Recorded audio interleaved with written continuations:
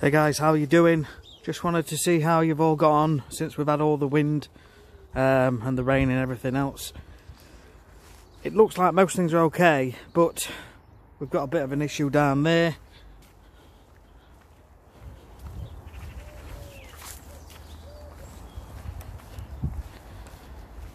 So overnight we've had, I think it's 4 or 5 fence panels come out.